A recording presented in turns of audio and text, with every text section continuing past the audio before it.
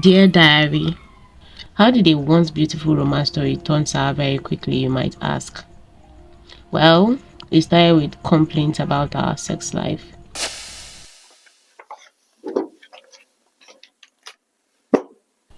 Dear Diary, I don't feel sexually attracted to you anymore. It feels like you're just my roommate. These were the words that Dozie, my husband of 5 years, used to explain why he would no longer touch me. In the last 6 months, he had rarely touched me, and I kept prodding to know why. I bought new lingeries, new cosplay outfits, almost walked around the house naked just to get his attention. Even when I would try the not so subtle approach of rubbing his nether regions, he would give an excuse. He was always tired, not in the mood or stressed. There was always something with Dozie. I have had a lot of reasons why marriages break up. Silly things like how one partner presses the toothpaste or the woman not knowing how to cook. But the most predominant reason I have heard is cheating. If I have listened to 10 divorce stories, 9 times out of 10, cheating was involved. Unfortunately, I was one of those women who didn't believe that all men cheat. But after what I have been through since my marriage ended, I am more inclined to think that I was wrong. The thing about cheating is that it's never a mistake. No matter the circumstances that precede it, it's never unplanned. Cheating starts from the mind. You have to have it as one of the things you're willing to do to your partner before you can do it. In my case, it was well planned and premeditated for months before the deed. At least the first time it happened, before it became a regular occurrence. I know because he told me. Dozie, my now ex-husband, and I met at the university. He was the most ambitious person I ever met. Perhaps that was why I fell for him. But it wasn't love at first sight. When I met him in our second year of school, he had just transferred from another university. He noticed me when I answered questions during a combined class with his faculty. After the class, he walked up to me and simply told me that we had to be friends since I was so smart. From that moment on, I liked him. Our friendship blossomed quickly, and soon enough, we were inseparable. I wasn't surprised when he asked me out after 2 months of just being friends. Of course, I declined. As an overserious student, I didn't want to be distracted from my studies, but being the ever ambitious Dozie, he persisted for months before I finally gave in. It was actually an easy yes. I had fallen for him even before he asked. I just didn't know it at the time. We were each other's first love, and though we broke up a couple of times while dating, we always found our way back to one another. After school, he got a job, and in classic boy meets girl pattern, we got married. I wasn't so lucky in the job market. So, a few years after graduating, I had to start a small business to keep myself busy and sane. Our marriage had its ups and downs, but our love continued to wax strong, at least from my perspective. It took a while before we conceived, and we were beyond elated to welcome our baby boy. Little did I know that having our baby would trigger a cascade of events that would sour our marriage. Antoinette was our unmarried neighbor.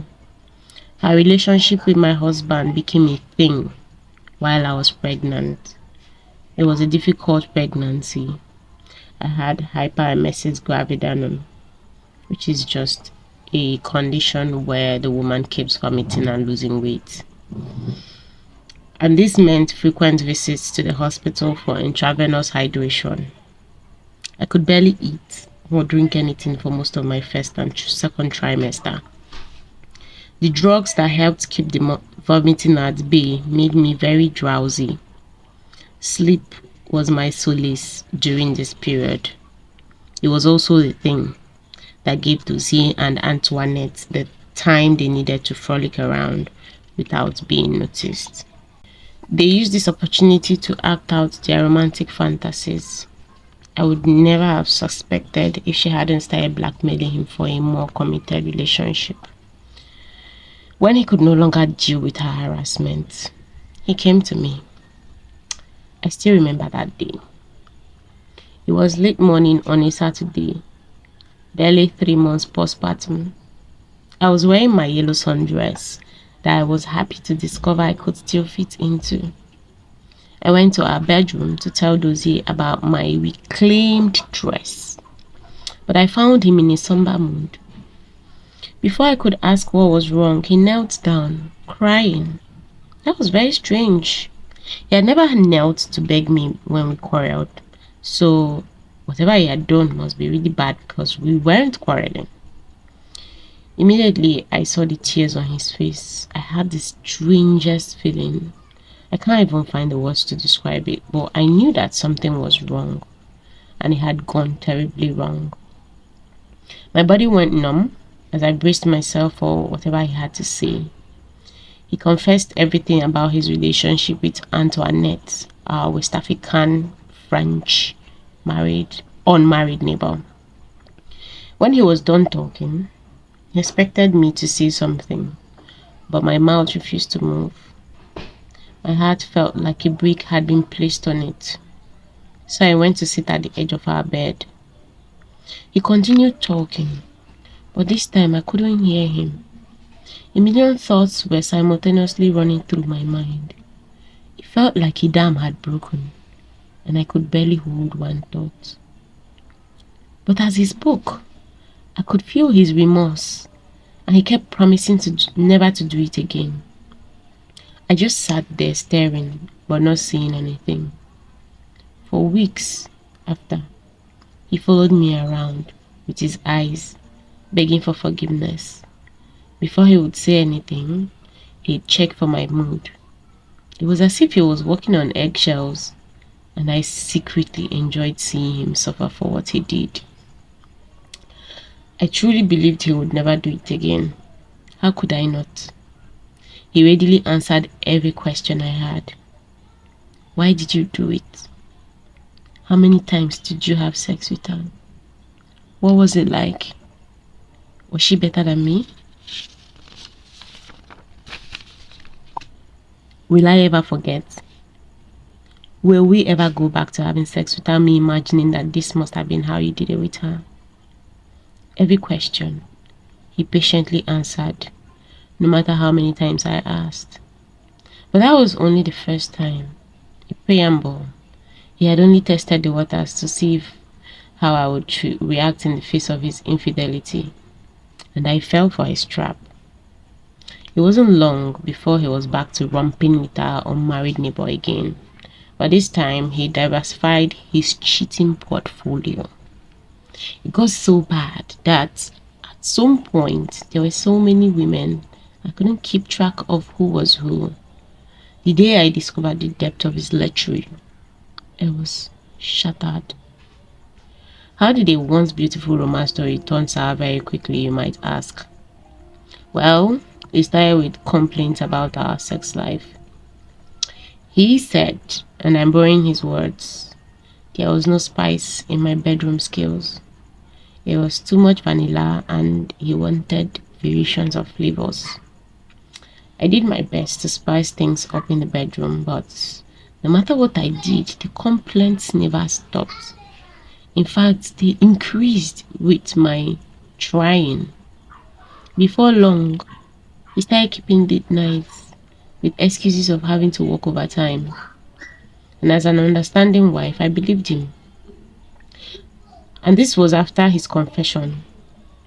Then, the late nights became so frequent that his closing time moved from 6 p.m.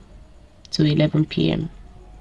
At that point, no sane person with a good head on their shoulder wouldn't smell a rat. So one day I went to his workplace, pretended to be passing by, and did a little digging into his office itinerary. The receptionist said he still closed by his usual time. So I asked her, when is his usual time? She said, 6 p.m. Aha.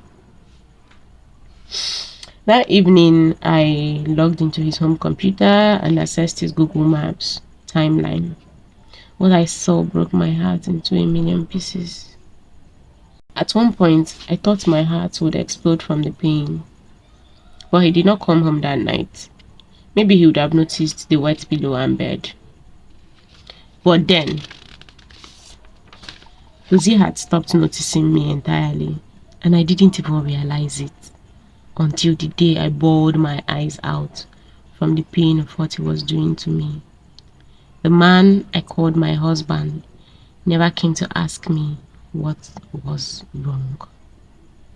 I suffered through many sleepless nights and almost became a walking zombie within a fortnight.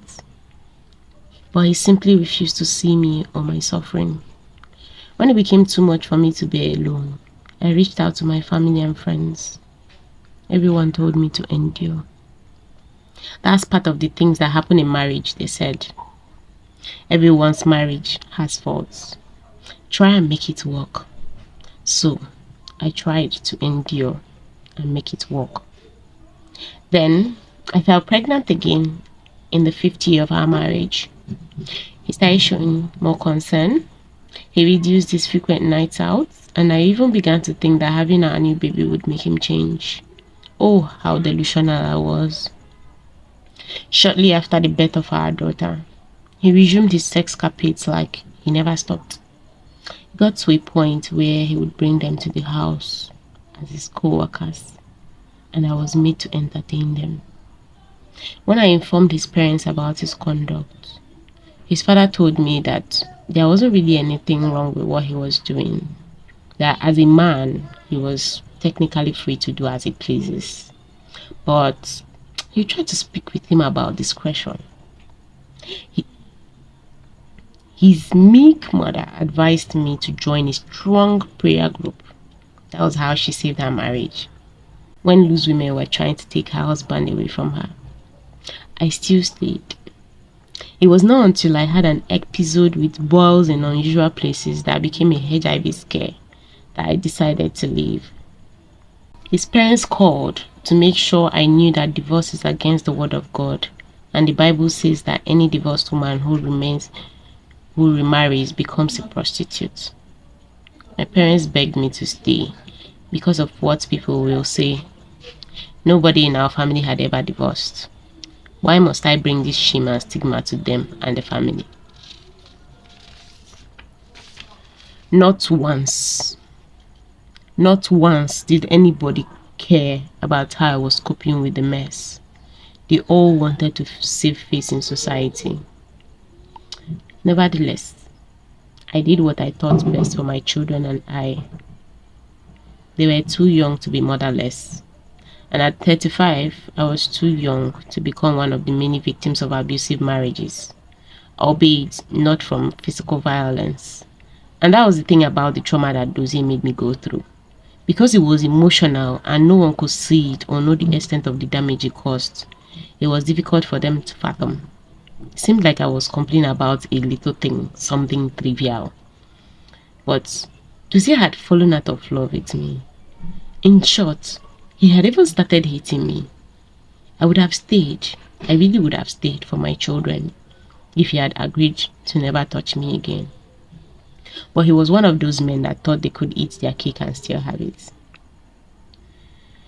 So I had to leave.